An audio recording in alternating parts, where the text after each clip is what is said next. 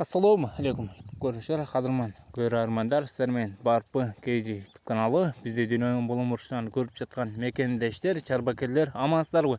Достар, сіздерге сатыққа шығып жатқан экипаж мықты деңгейде құруқтық қошқарлар туралы маалымат бере кетсек, маалыматты аяғына дейін оқып, иесімен байланышып сатып болады.